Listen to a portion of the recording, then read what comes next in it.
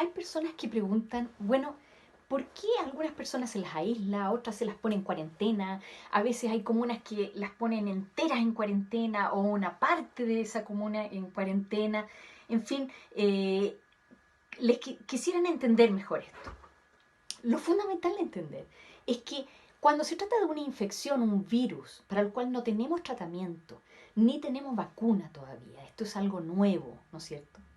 Una de las únicas medidas que nos restan, ¿no es cierto?, que como estrategia para evitar el contagio, es distanciar, ¿no es cierto? Distanciar al caso que está infectado de una persona que no está infectada y de esa manera que no lo contagie.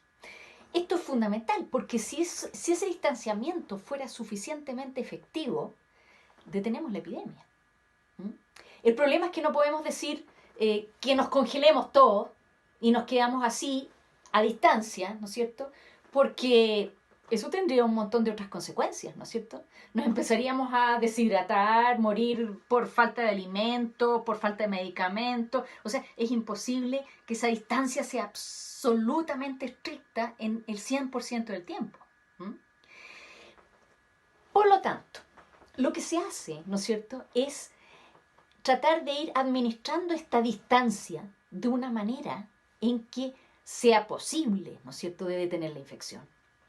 ¿Y cómo se puede hacer? Bueno, primero, la distancia más importante es la que tiene que tener una persona que ya sabemos que está infectada. Esa es una persona COVID positivo. A él, entre comillas, lo que hacemos es ponerle aislamiento. Es una distancia que aplicamos en las personas que están infectadas, que sabemos que están infectadas. Pero por otro lado, hay personas que no sabemos si están infectadas, ¿ok? Y en ellas lo que hacemos es cuarentena. Aplicamos una distancia, ¿no es cierto?, pero a personas que pudieron tener más probabilidad de haberse contagiado, ¿ok?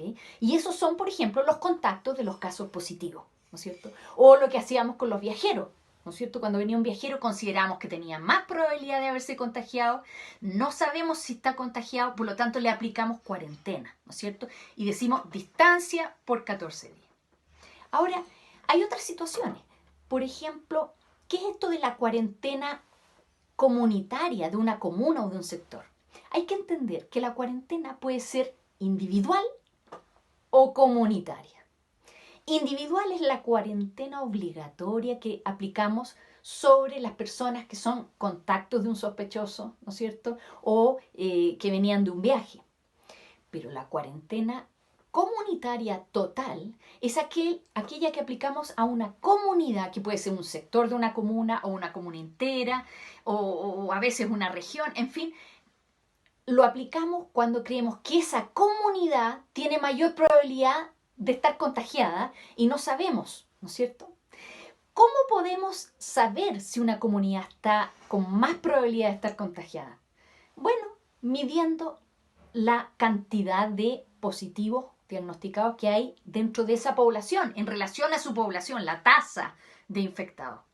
Pero sobre todo midiendo la velocidad con la cual está aumentando el contagio, ¿okay? Los casos nuevos, las tasas de casos nuevos. Y todas estas variables son las que se consideran cuando se decide aplicar una cuarentena comunitaria total, ¿no es cierto? O en el caso de los individuos, cuando se les aplica cuarentenas individuales obligatorias.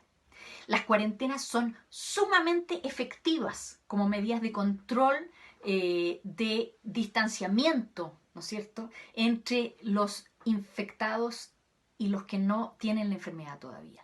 Son fundamentales, ¿ah? El punto es que tenemos que respetarlas, ¿no? Es muy, muy importante. Esta distancia es fundamental. Y todos nosotros podemos contribuir a eso, porque cada individuo, si mantiene esta distancia de más de 1 metro con otra persona, independiente si sabe o no sabe si está contagiado, lo que está haciendo es disminuir la transmisión del virus.